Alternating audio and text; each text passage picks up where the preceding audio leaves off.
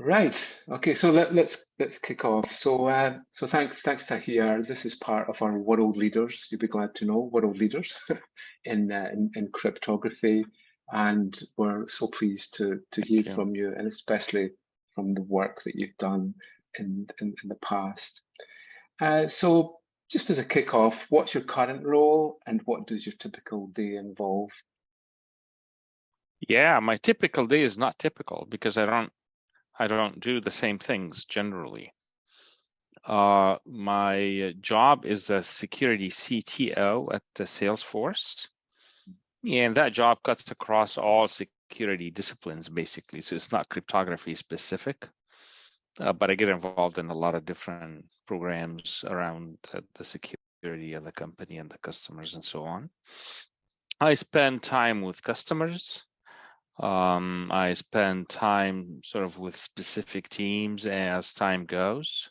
It's actually a very interesting role. It's kind of close to what other companies call fellow, but a security specific role. Yep. Okay. And what sparked your interest in maths? So you went on to have an academic career and you did your PhD. What was the thing that got you interested in maths? I liked math when I was born, I think. So that I do not take credit for. My parents, they passed away since then, but they told me when I was 5 years old that I actually took the Cairo phone book and did a complete statistic analysis on the numbers. And if you know, Cairo is not a small city. I was born and raised in Cairo in Egypt. So I just did that because numbers are fun. Now, numbers are wonderful. So it's not just math. It's actually number theory is the thing that I actually love the most. Numbers are wonderful because they never change their mind. Whenever you ask a question, the same answer comes back. It's very reliable. But the construct of number is very strange. I mean, there is no reason why 17 is a prime number. It's kind of strange. I mean, you just keep adding ones and very different behaviors happen. So I just found numbers to be fantastic. So I fell in love with numbers when I was very, very, very young. My bachelor degree was actually in electrical engineering from Cairo University. And then when I applied to Stanford, I got accepted, and I was actually in the EE department. There was no cryptography thread at that point in time. Cryptography was still a very early thing. Remember, that was late 70s. But I kind of went to the math department and studied number theory, and I kind of lived in the math library for a couple of years. We had libraries, by the way, back then. There was no World Wide Web. So I had to go to the library to find books. What an interesting world. And then I ran into Martin Hellman, who I think did one of these things before with yourself. Yeah.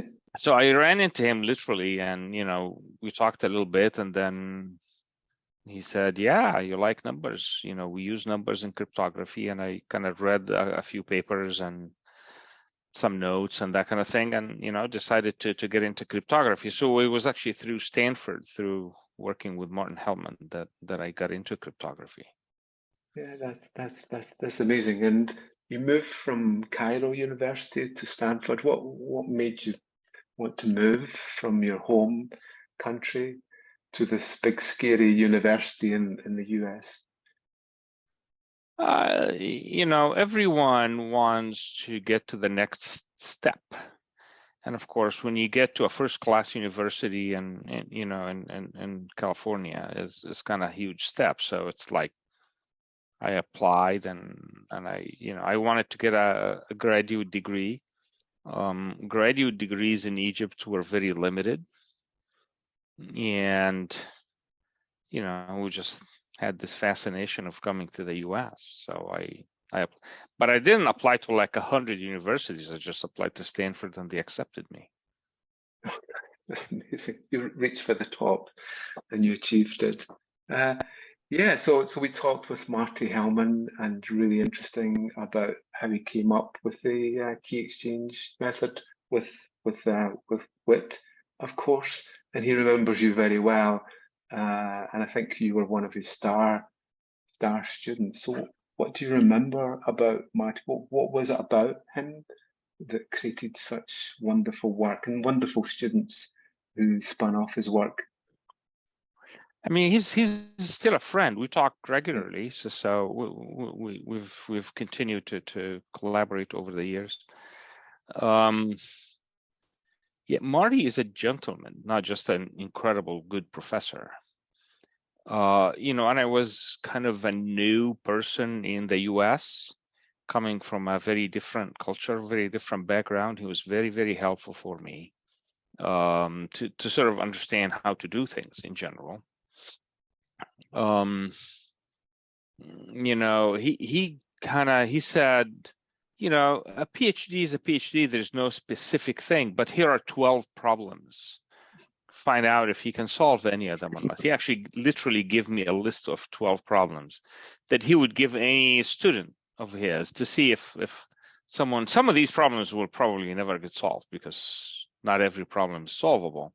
But I did solve one of them, which actually generated the quadratic sieve methodology of finding discrete logarithms and factoring and that kind of thing, which I did earlier.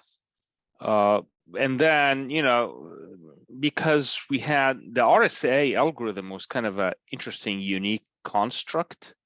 It does encryption and signatures and key agreement all in the same kind of mathematical construct.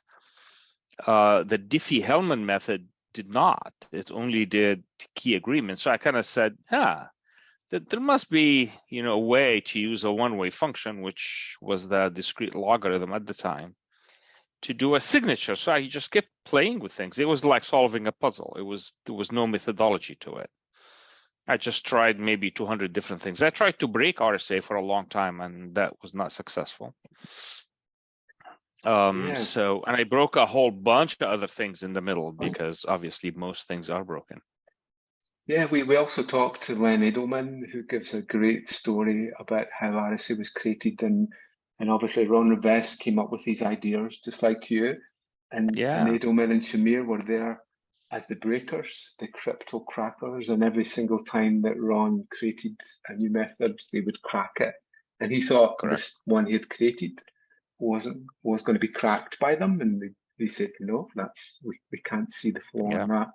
So it's really amazing work, and we'll come back onto your classic work a little bit later. But you worked for Netscape, and probably a lot of our students won't know what Netscape stands for, and will only know Chrome or Internet Explorer and so on. And Netscape really created web browsers. They had virtually all of the market. Where did they go wrong? What happened? Why did they crash so much? Well, I mean, Netscape did a lot of good things. Yeah. It is correct. They started with the Mosaic browser actually from Illinois.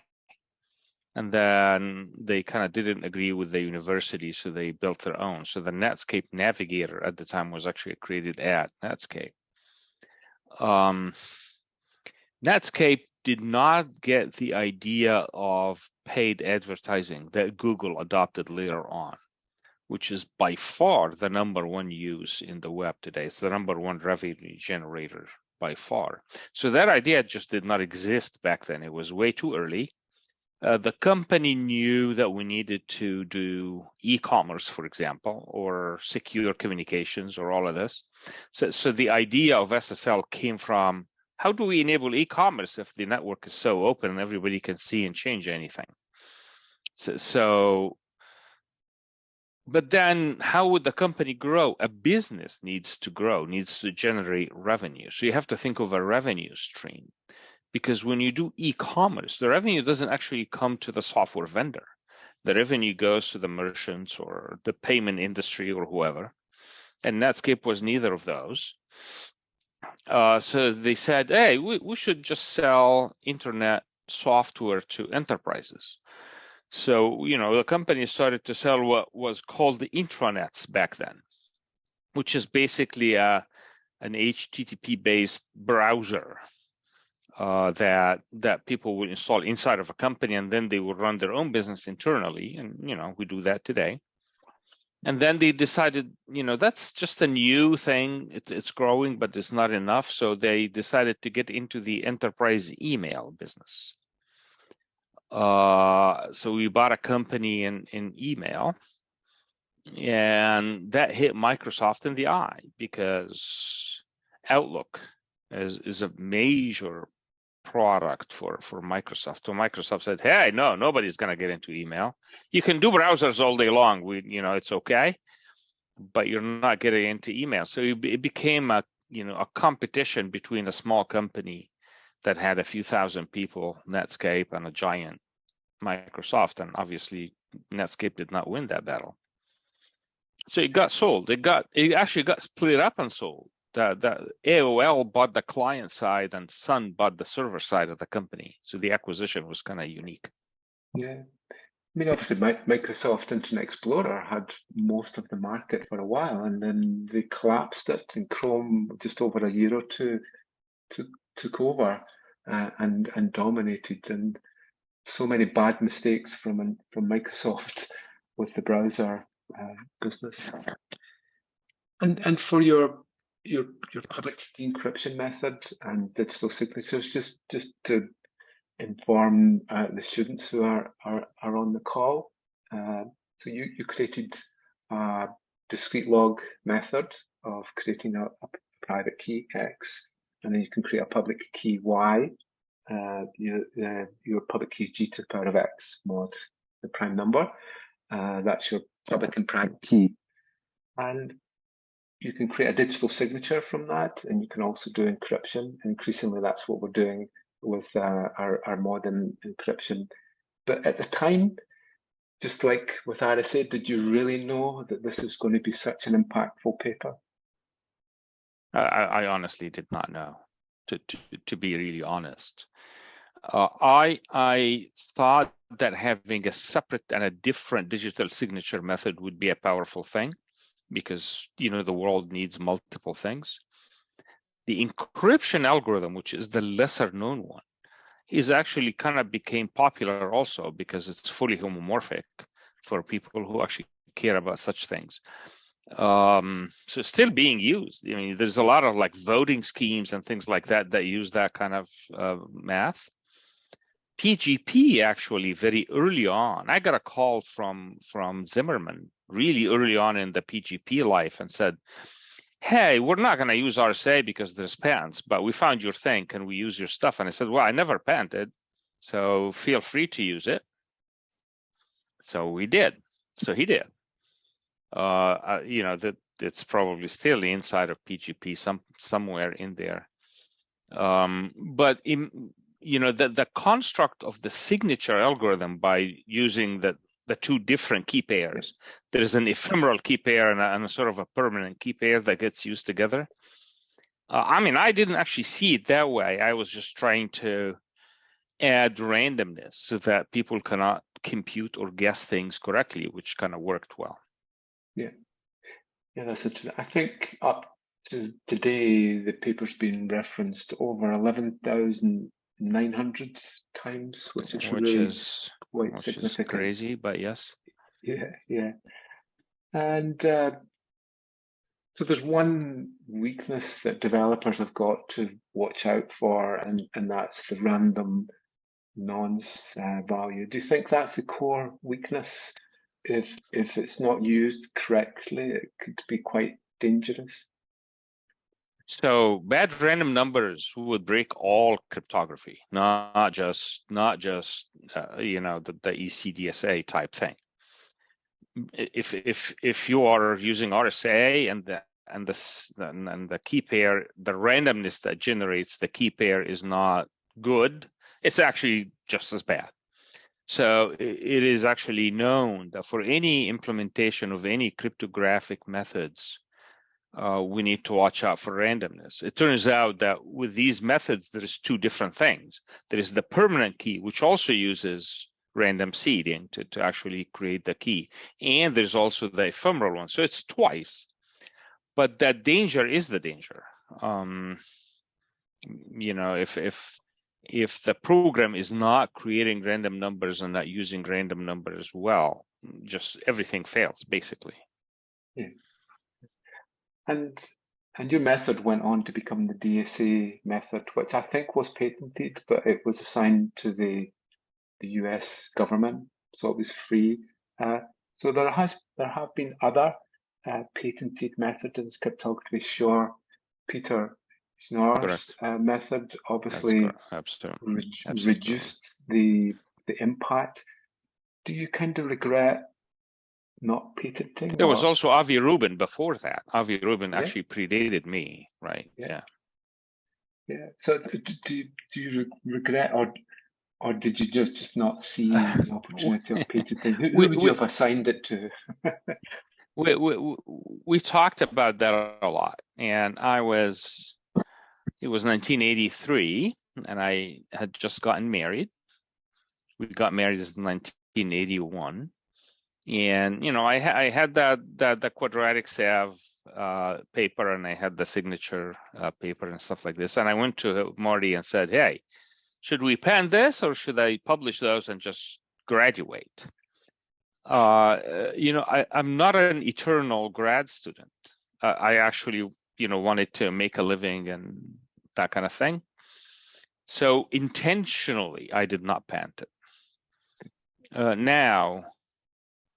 RSA made quite a bit of money on the patent, but my algorithms became really well known because they were not patented. Actually, the number of, you're saying the citing of the paper, but the number of implementations in open source of these methods is I cannot count how many. It's thousands and thousands and thousands. So it became really famous when I actually went and talked to Jim Clark when Netscape was starting. He knew who I was. Actually, his entire team knew who I was because that thing was very famous. So patents do add value, but I was very fortunate because these methods became extremely popular. And they ended up. I ended up doing well because I went into Netscape before the IPO. So I really have no regrets as far as the patent is concerned. Yeah, well, I'm so pleased that you did well from it. So discrete logs served us well for a while, but we've now moved to elliptic curves. So it's now ECDSA. Probably we're using that just now as we're connecting to this this connection. Did you were you around in academia? Were you reading papers when the elliptic curve methods, did you see them coming? Because obviously we're up at 2K or 4K key sizes for the prime numbers, but you've got these tiny little keys for the public and the private key now. Did you see elliptic curve coming? I did not see elliptic curve coming. I read the initial papers, of course, and I knew the authors, and I knew people who were developing the elliptic curve methodologies and so on. And it's kind of fascinating because the discrete log, both encryption and signature, separated the math from the operation. So you could actually unplug the discrete log and plug in the ECC, and it kind of just worked. So, and I found that to be fascinating. But I was not part of coming up with the elliptic curve. I was actually very suspicious of elliptic, to be honest with you. In the beginning, I said, these keys are way too small. They don't feel like they're going to be very secure, but it's actually stood the test of time. So we all use it, as you say. And there are specific curves that we all like and use. And there's a lot of curves that we should not use, obviously, as we all know. Yeah, I get so many students asking me that surely it's quite easy. It's just a number. Surely I can just divide. And it's not, you just can't go reverse with that. So they have saved the industry, and I think it's really good the way that, although it's an elliptic curve method, it still goes back to your work. And even though the Diffie-Hellman method was a discrete log, it's still referred to in the Diffie-Hellman method with keys. Yeah, ECDH is basically exactly Diffie-Hellman, but it uses the elliptic curve construct, and ECDSA is the same as DSA. It just uses elliptic curve. That's exactly right. That's right. Yeah, I mean, it's your work that's in there, and it's also Diffie-Hellman's work. So I think it's really great. And it's almost like the 1980s. The 1980s created the cryptography. The 1990s with the Shamir, with the homomorphic encryption, the privacy aspects, and it's probably taken 20 years to mature. And It does all that take great time. work. Yeah, it does take time. You know, Shamir is a brilliant individual. You know, when I was writing my thesis, I wanted people to check it out because it's hard to know is this actually good or not. Yeah. So I talked to Hellman and the students, of course, the student group that Marty had and so. And Marty said, this is just not enough. We need to. So I actually sent an early draft of the paper to our SNA. Wow. Because I didn't know anybody else. I mean, what will you do? We had email at the time, so I was able to email. I didn't need to fax or do some old technology. And Rivest actually, say, wow, this is great, and that kind of thing. Len Edelman never responded. And Adi Shamir had constructive things to tell me. He actually understood exactly what was going on. He said, if you do this or that, it would be great, that kind of thing. So, and that was before, I think I presented this in, must have been Crypto 83 or 84 or something like this, really early on. Yeah, that's amazing. And it's a real problem with peer review journals is to find the proper reviewers. And it's almost like you can manufacture a paper now, and as long as it ticks all the boxes, then you'll get it published. And it's a real shame that we're maybe losing some of that expertise. It all becomes like an industry, manufacturing industry of research now. So in terms your method, as you said, your method has now been used in homomorphic encryption, partial homomorphic encryption, alongside Palea, and it's our recommended method. If you don't want to use GPUs, if you want to use limited things, if you're just doing deltas and simple operations, which we do in machine learning, then it's a perfect example of a homomorphic method. And the same with zero knowledge proofs. I see it in exactly right. Coinbase library, Miracle. A lot of the libraries are building ElGamal into the core of their blockchain type solutions. What do you think is the best example of an application you've seen of the ElGamal method? There was a chip vendor that actually implemented, and I'm not going to remember the exact thing, I apologize, because I saw this maybe 10 years back, that they used that mechanism to obfuscate the actual design of the chip. It was I kept reading it, really? I did not expect that at all. So there's applications that are completely outside of the scope of things that we actually talk about today. It's kind of fascinating what people come up with.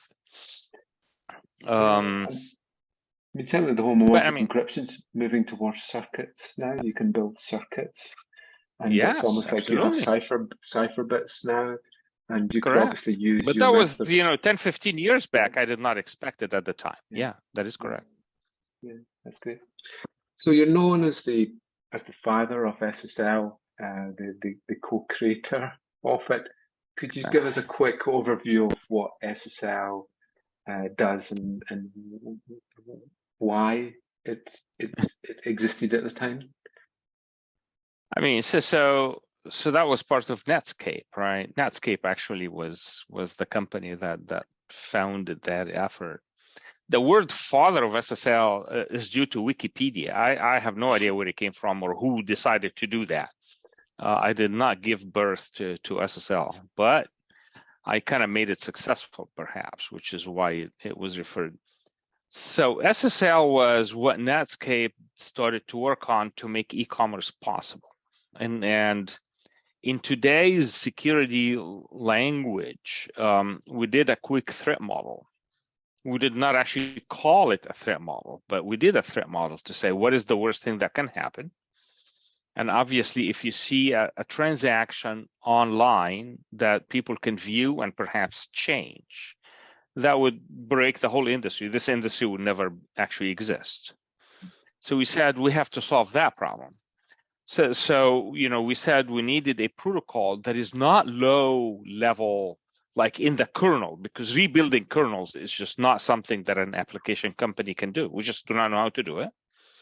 So it has to be a high above TCP so that an application can include it. And it had to do authentication so that when you're logging into a bank, you can actually prove to yourself, this is really the bank you want to go into, or Amazon or some kind of merchant. And we had to do encryption to provide confidentiality of the data. And also we had to do integrity checks so that people cannot change bits and, make the transaction different. So that was the criteria. We needed to come up with something like this, and that's how SSL was actually created. It still does the same thing. It's called TLS now. After we got the patents, after we took it actually to IETF. So SSL3, the spec was published in 1996 as a Netscape protocol. And we learned that Microsoft was building their own, a separate but competing thing, which will probably also work because there's multiple ways of getting this done. So we said, if e-commerce has multiple protocols, this is going to be a tough thing. So we kind of made a decision to get SSL into the IETF to make it a standard. And, Microsoft came with us, and we all agreed that whatever the next version of this protocol will be the standard. So TLS 1.0 was a slight modification on SSL 3.0. And, we said, hey, let's make this a standard. Everybody that wants to enter into e-commerce or any internet communications or whatever. So I kind of ran that effort, if you wish. As in, I wrote the original patents. I actually built and ran the team that did SSL 3. And I actually was at the IETF as the co-chair of the working group that did TLS 1.0. So I kind of, helped along the way, not just by doing technical work, but also by making sure it actually succeeds. Yeah, and I think that independent nature is very important. It's like the academic rigor that you bring, that you're not just selling this because of your company, but you're doing it because of the sake of the community. And yes, so you worked alongside Paul Kocher at the time, very famous, another famous person that you were privileged to work alongside. What was your memory of him, working with him? I called him to join Netscape, actually. Huh? So, I actually called Paul. Worked at before I joined Netscape. I worked at a company called RSA, which actually got much bigger later on. So we built all the cryptography toolkits, and we even built the original VeriSign CA kind of thing. So Paul actually had a short internship at RSA, and then when I went to Netscape, and we wanted to build a team that covers cryptography, networking, and all aspects of how a protocol would work. I actually called Paul and say, hey, you want to come join us? So he became a consultant to Netscape. That's how I got to know him. And it was actually Marty Hellman who said, hey, you should call Paul about this. So I called Paul. Yeah, interesting. But he's brilliant. I mean, he's a brilliant man. I mean, he's amazing. Yeah. And there was so many tensions at the time around SSL, and it probably was its Achilles heel. Later on, so many vulnerabilities that we've seen have been caused by that tension of the US embargoes at the time. Oh, I, that, yes, that was I, interesting. I know that you probably can't say too much. I know that the RSA paper was nearly pulled and the IEEE held out against that. And I think the university also sent the paper out, but was asked not to. So I appreciate you probably can't say everything that happened at the time, but did you feel the tension that there are individuals and organizations constraining you? Hey, look, I mean, we were in a world where the internet was actually a new thing, not the technical internet. The technical internet was around for 30 years, but the commercial use of the internet was a very new thing. And Netscape, among others, wanted to use this platform to conduct commerce. Rightfully so. It's available. It's universal. You and I can talk in different countries, and it's secure and whatever. But governments have used, the cryptography technology for different purposes, and they have the right to actually want to protect it. So yes, it took a while for everybody to actually understand why this is important, and I actually appreciate what they went through, because everybody has their job description. And if your job description is national security, you have to think about national security, and it's a real thing. It's not like a random thing. Now, should we abandon the use of a technology because of something? Of course, I do not think that is the right thing, because the benefits in this case, and in many other cases, the benefits outweigh the issues that you face with it. And so it took a while. That is correct. And we had all the 40-bit encryption things and that kind of, which of course we knew at the time is silly, because 40-bit encryption, your kid can actually, break on their with their hand, probably without any devices. So we knew that was kind of a nonsense. But it kept changing. I kind of pride myself I put myself in other people's shoes. When you consider, when you're in a tension situation, always think of what the other side is facing, because you can't solve a problem from one side and not the other. And, I actually traveled to Washington, D.C. Countless number of times during that time to actually talk to the government and sort of try to explain how these things work and what the advantages are and ... So it was tension. It's a new thing. It was really new at the time. Yeah, and I think the genius of SSL and TLS is that you can negotiate the contract. So you can migrate so easily, and you can deprecate very quickly. But I think maybe the weakness is that some people in the community don't quite understand what's underneath the hood.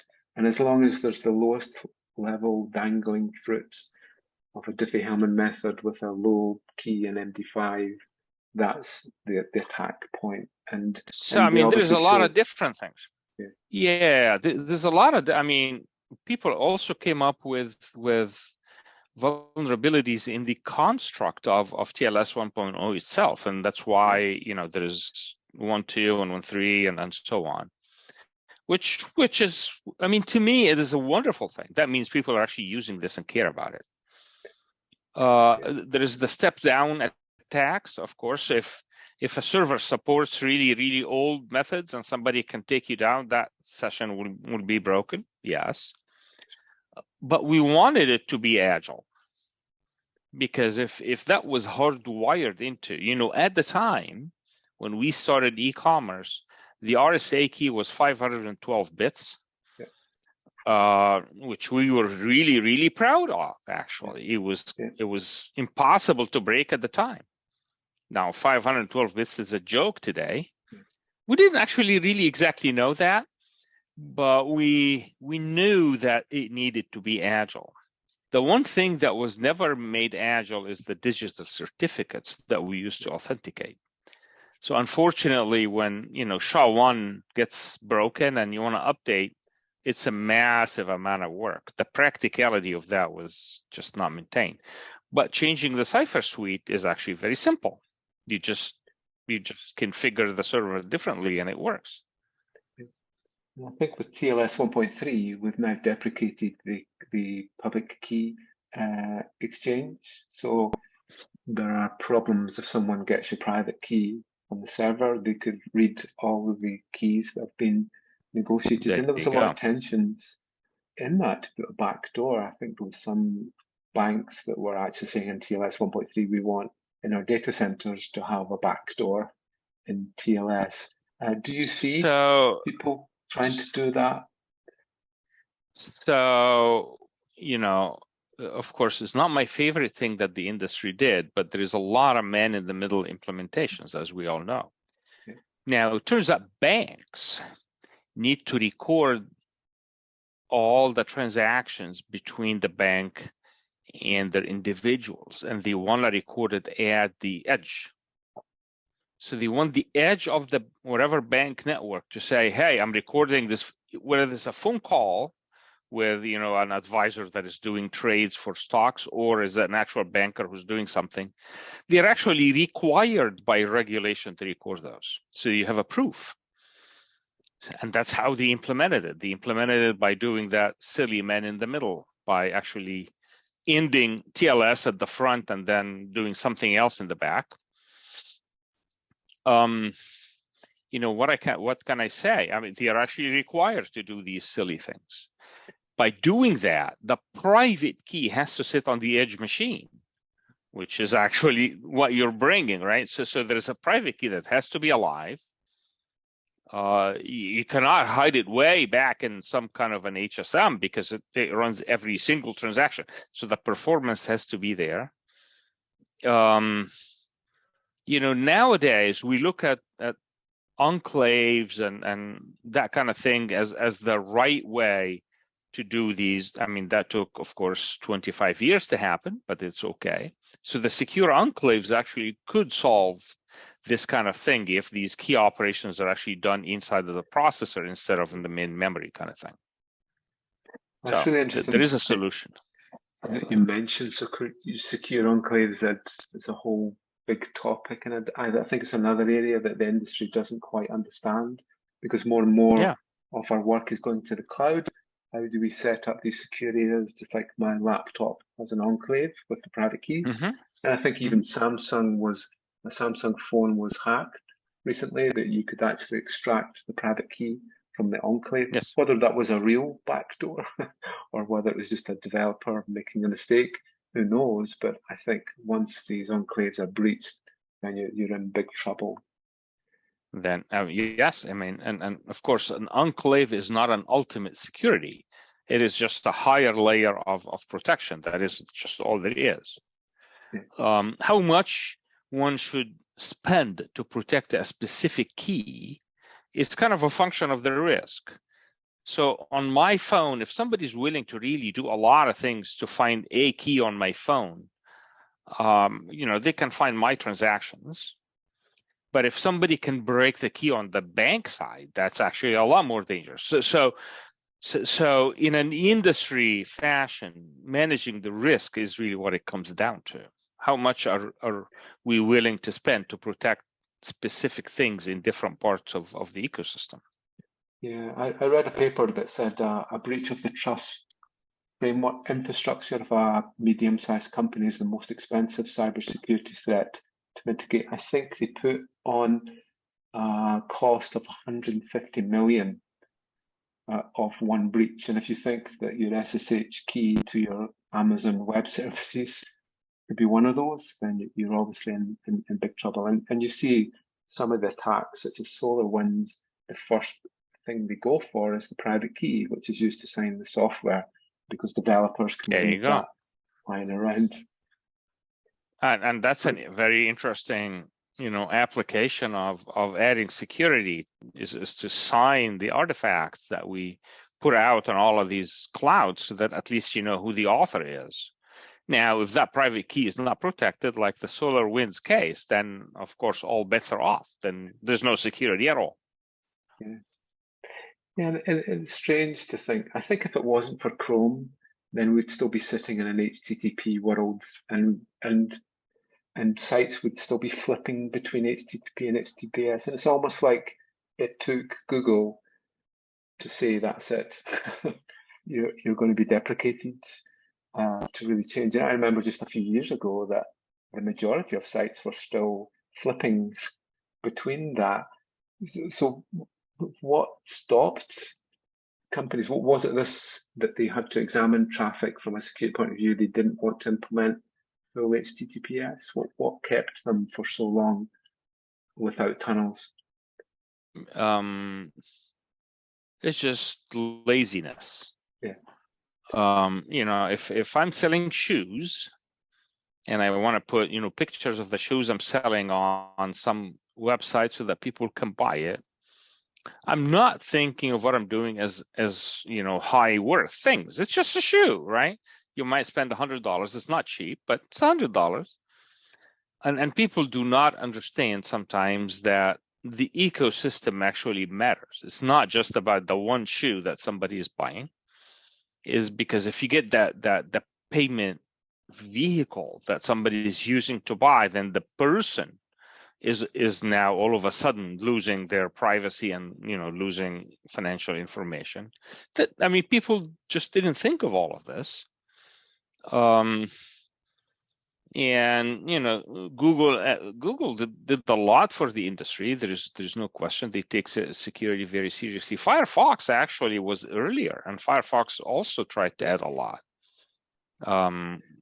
So although it's nonprofit, but still it was actually a really good effort.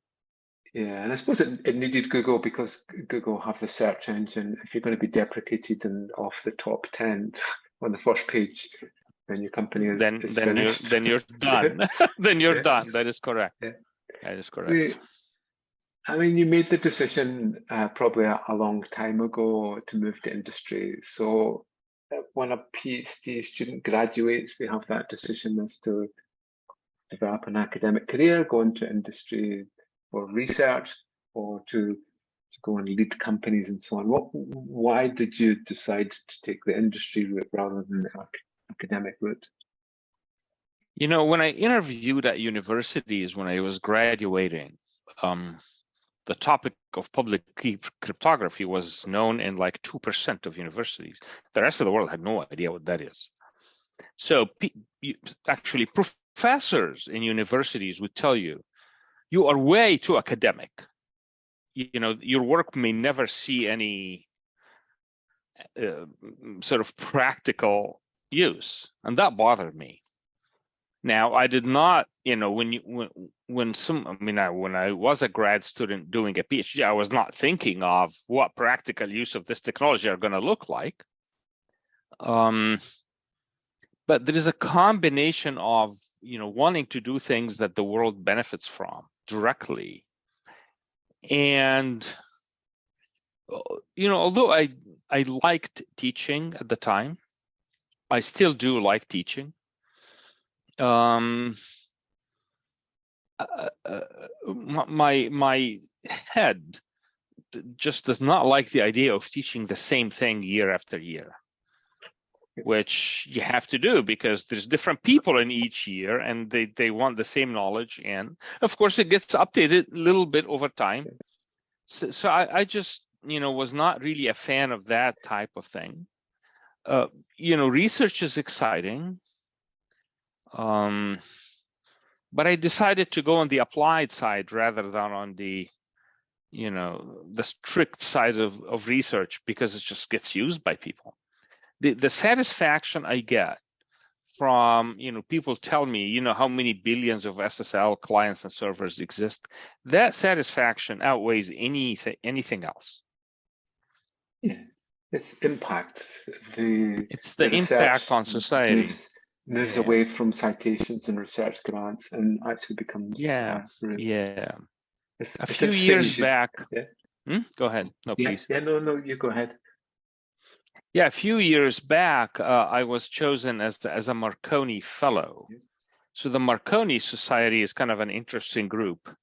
and they choose people who did interesting things and impacted the world, and it's just that is very satisfying. Yeah. Of course, there are professors that are Marconi fellows that did pure research that also had a lot of impact. So everybody chooses whatever it is the right thing for themselves. But still, I mean, I find that to be very, very satisfying that people actually recognize that's all we live for, right? Yeah. Oh, yeah, that's right. Yeah. And you've published many patents. So you didn't publish your classic ElGamal. I did not. Yeah, but you have got a lot of patents to your name. Is there one that you would like to pick off as being your favorite No, one? I wrote the 2 SSL patents actually. Yeah. All right. Early on, and that's actually kind of why we were part of the reason why we were able to take Microsoft with us to the IETF and actually get TLS to be a standard. So I actually authored the original SSL patents. Oh, yeah. I think they were published, they were approved must have been 97 or something. Yeah. That's excellent. And so your current role is cybersecurity for Salesforce. So what do you think the main cybersecurity risks are at the current time, and how do you think you're addressing them? It's a big question. It's a big question. We can spend the next 5 hours talking about that. When I was at Netscape, I will answer your question, I promise, but let me just rewind a little bit. The Netscape company wanted to sell web servers to customers because they have to generate revenue. That's what companies do. And then the customers would say, well, what do I do with this? And then he said, oh, build a DMZ. And of course, the DMZ at that point in time was, what is the DMZ? And where do I put the web proxy kind of thing? So I kind of became part of the technical customer-facing group when they wanted to talk about security. And that actually opened my eyes that cryptography is a very small part of the solution. So when I left Netscape, I actually started a security consulting company to help people build their infrastructures correctly. And honestly, some of that consulting was cryptography based, and some of it was just network security things and application security things. So my eyes kind of started to widen as far as what does this overall security thing look like. So when the opportunity for the Salesforce job, I sold that company early on, and kind of was sitting on boards and doing interesting things. And when the Salesforce opportunity came up, the idea of, I firmly believe that all enterprise applications will actually be in the cloud. There's no reason for anybody to manage applications. And why? I mean, it doesn't matter what the business is. Manage your business and let somebody else. It's just like we don't necessarily run the electricity that runs our buildings. There's somebody else, or the phone system or something. So it's a service that somebody else needs to provide. So I think the opportunity to be early in that game and basically help the industry understand how to secure enterprise applications running in the cloud was a very interesting idea. So that's why I joined. And Salesforce cares about security. They invest in it a lot, and it's one of the most important things in the company. So it's been a really nice ride. But I care about defending against the worst things. So part of what any company needs to is understand who their enemies are. Even historically, when we used to kind of fight wars physically, we wanted to know who the enemy really is, so we know how to fight them. It's the same thing. Somebody's attacking our network, we need to know, how to fight them. It turns out that there are certain parts of the network that unfortunately are not as protected as it should be. Think of power grids and water systems and that kind of thing. You can take out a major region by attacking that kind of. So thinking of the grand picture of how this new society that we're all building together, it is actually global, because it is global. That's not going to go away. Can actually serve everybody's purpose is really fantastic. I love the conversations. I get involved with a lot of different aspects of the cybersecurity world. It's kind of fun. Yeah, so it's the CIA. The E is actually the most important availability. If you don't So understand, yes, when I worked in correct. oil and gas, they spent a lot of time looking at resilience. If this thing failed, then what would that happen? I think in IT and technology, we only have this critical path, and we don't really care. We care that we have DNS, and we don't really think what happens if the DNS goes, or our PGP There you go. protocol fails. And that's Do we have mitigation? And of course, and there's been attacks on all of these things, as we all know. That is exactly correct. Yeah. That's right. So obviously we need to create the companies of the future. We need to create the tech unicorns. Otherwise we could end up that we just have these big, massive companies now. So what advice would you give to tech innovators? If someone was starting up a new tech company now, what advice would you give them? What areas would you tell them to look at? Where would you tell them to go to scale their company up? So if we're talking about on the protection and security side of things specifically, which I'm very involved in, obviously, there is more than one thing that you advise companies, young companies. The most important is perhaps understand the customer. It's much easier for technologists to say, I invented this new algorithm. It's fantastic, and he or she is probably right. It is fantastic, and then they start to build something, that uses this. The RSA company started in 1983, and it did not generate any income for like 6 or 7 years because it was a wonderful technology, but nobody knew what to do with it. So understanding the customer is very important. I advise founders of young companies to find a potential customer and make them, part of the company, make them a partner, make them a design partner, because the practicality of using a solution is just as important as the cleverness of the technology of the solution itself. It's exactly as important. It's not less at all. And the second thing is the team. Small teams win if they are exactly on the same page. Of course, there are no 3 or 4 or 5 people that will agree on every single thing 100%. Otherwise, they are clones of each other. That doesn't work. So it's sorting through the disagreement and finding the direction and agreeing on building the one thing. And this is not a technical issue, but building a business is actually very important, that everybody is signed up to do the one thing that we all agreed is the right thing to do. And I have been involved in small companies that made mistakes in all of these things, by the way, before. And over your career, you've had an amazing career. Is there one regret that you've got that you wish you'd taken this other route? It's easy to say that now. That's a tough question, because what we do now, I made mistakes. So it turns out, contrary to my desire, I am in fact human. So humans do make mistakes.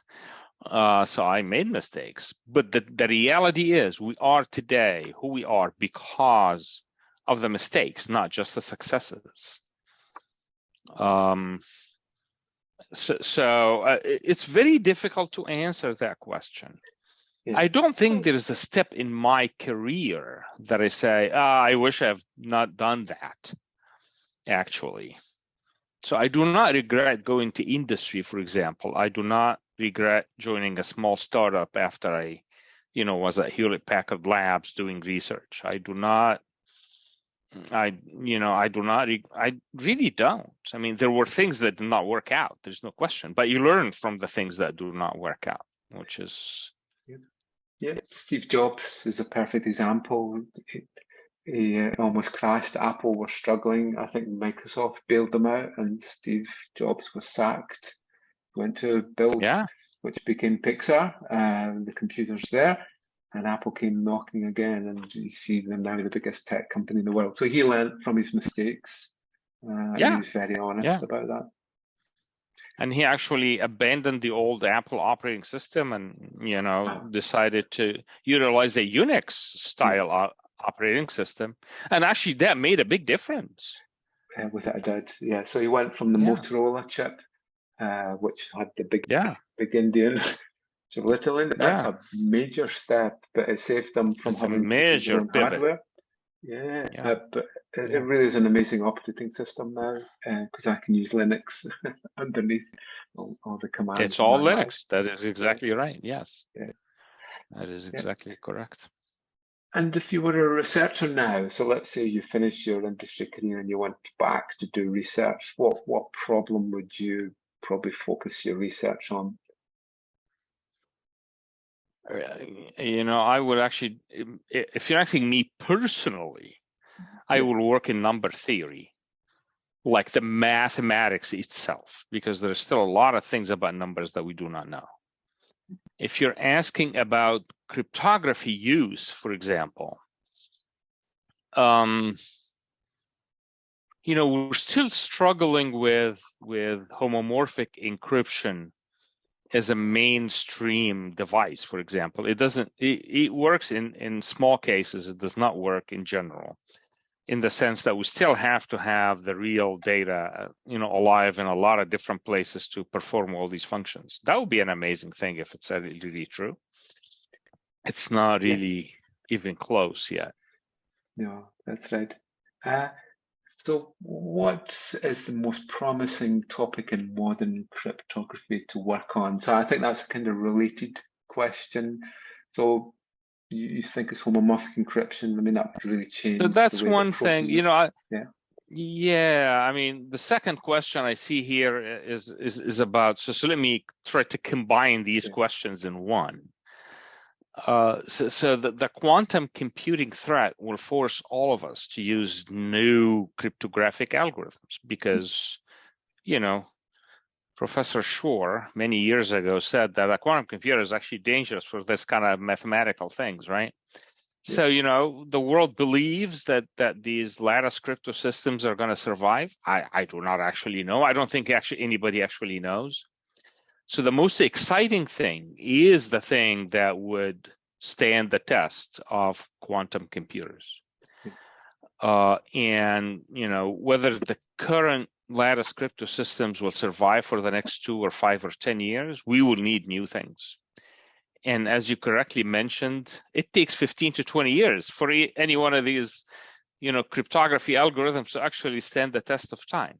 So if a group of people comes up with a new idea, a new mathematical idea today that builds, the next versions of cryptography, it will take another 10, 15, 20 years for that to actually become real, because that's how long it takes. That would be an amazing thing, because we need a suite of algorithms that when something gets broken, we know what to do next. We knew 30 years ago that if RSA got broken, bad things would happen, because the root of all of e-commerce is an RSA key. So if I break RSA, all of e-commerce gets broken. That's not a cool thing.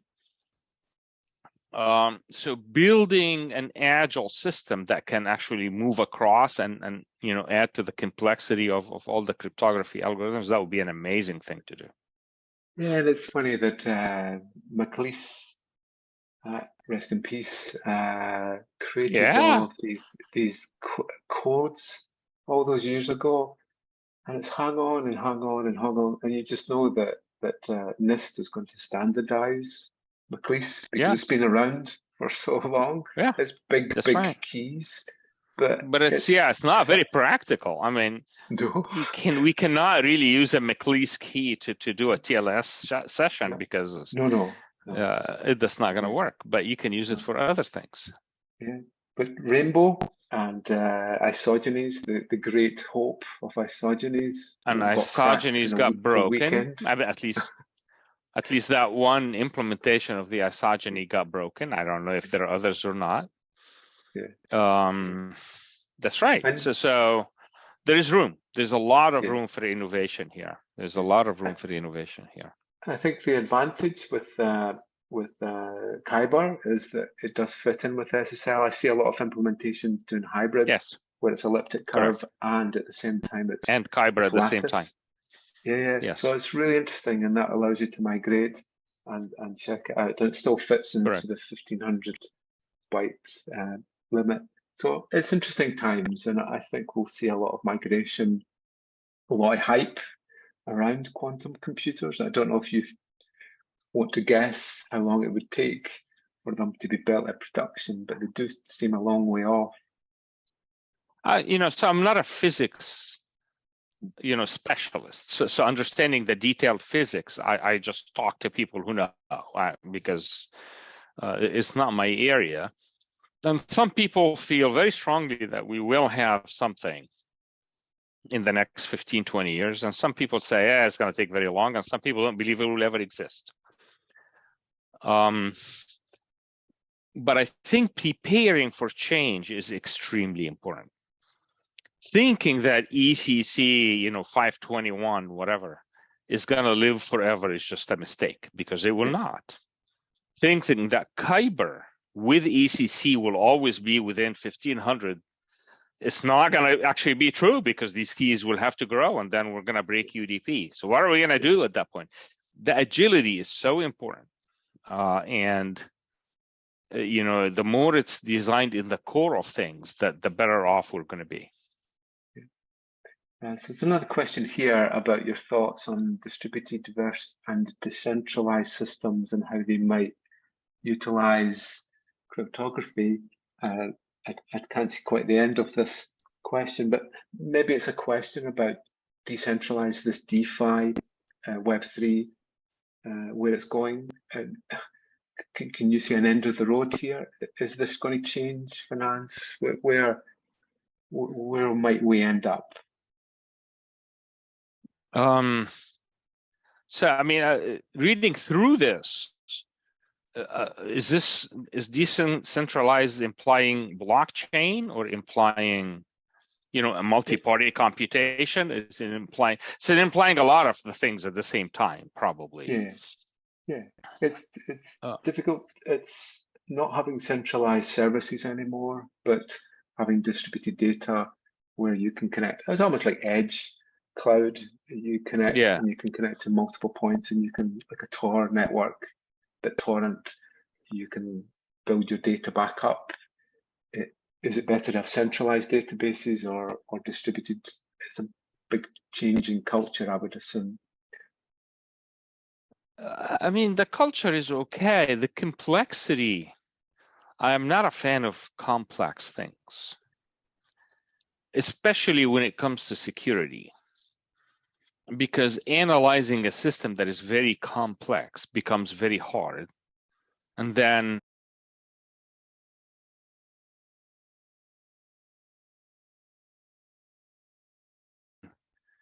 building a decentralized or a distributed system that you actually need to break into n different points to break the system is a wonderful idea, but it's very, very difficult to prove or to actually implement. An old friend of mine, he passed away several years ago, was the Dr. Atala, who actually invented the thing that we used to call the Atala box back then, which was the very first ATM box that any bank has ever used. He actually invented that thing.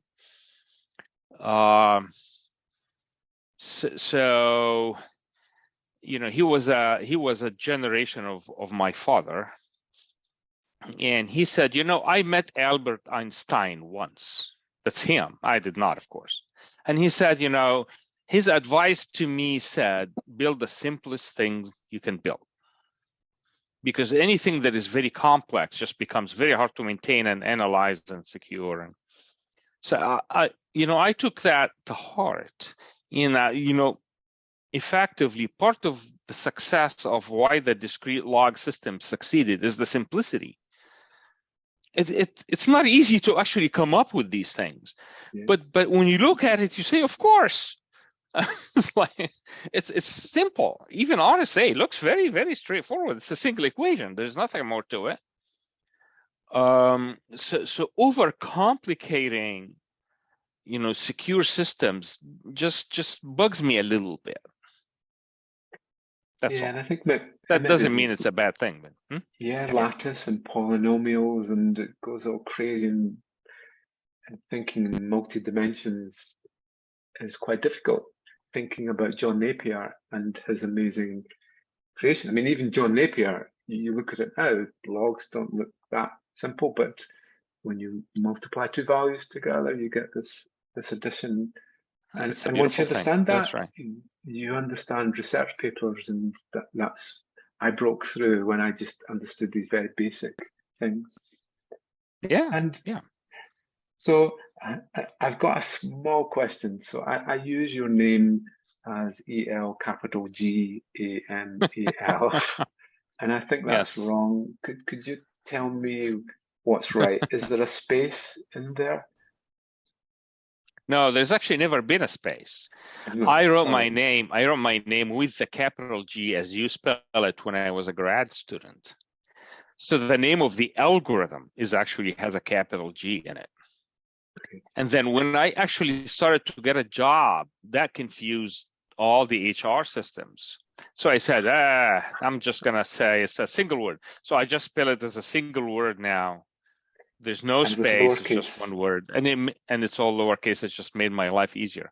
But the name of the algorithm is, in fact, with a capital J, because that's how I wrote it back then. That's great. I'm so happy about that. So that's great. And one last question.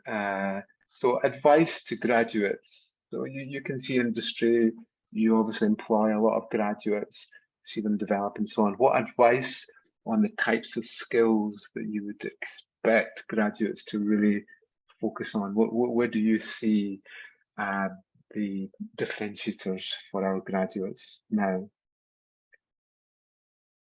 I mean, there is a lot of cryptography now. If we're talking specifically about cryptography, there's a lot of cryptography now that we did not. One of the questions here is privacy. So privacy is a real issue. And, using cryptography is probably one of the most promising things to actually, achieve privacy at the end of the day. So these things are real problems. Unlike what I did, I was actually solving a puzzle. I did not anticipate any problem to be solved. I said, hey, I want a digital signature scheme. It's just a fun thing to do. And it just came up. And, every once in a while you strike one of these and it works out. But now, because we have a new society, this is a very different society from the one, 40 years ago when I was a grad student. Practical uses of cryptography are very, very important. So I would look for practical problems like the privacy question. Yeah, I agree. And zero knowledge proofs means that you don't need to give your password away anymore. You can prove, you can solve a puzzle. I don't want to see a password ever in my... my goal in life is for passwords to disappear before I disappear. Yes. Yeah. I don't want. And you do know that SSL has an option in it to actually do a client-side certificate, right? Yeah. Yeah. And we decided that how are we going to do that? What certificate authority is going to be able to do that? And we abandoned this and we kept it as an option.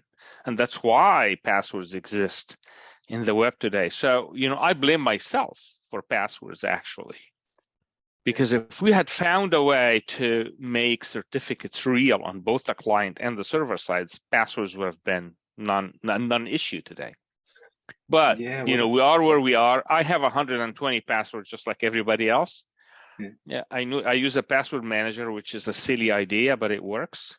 but I do not want, I would love to see the day where passwords just completely go away. Yeah. Great. Well, thanks very much for joining us. Sorry it took a little bit longer than the hour. I think it's This a is real a wonderful privilege. conversation. Thank you so much. Yeah. And thanks to everybody for attending. It's wonderful for me. Yeah, thanks. Hopefully we can catch up when you're in the UK or in Europe next. It'd be So great I to see come you to live. London regularly.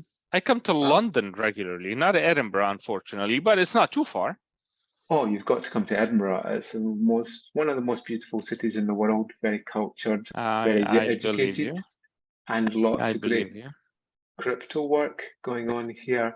So it'll be excellent. Fantastic. If you tell us when you're coming to the UK, we'll invite you up. It's a very short journey, and you'll love the Scottish Would love to.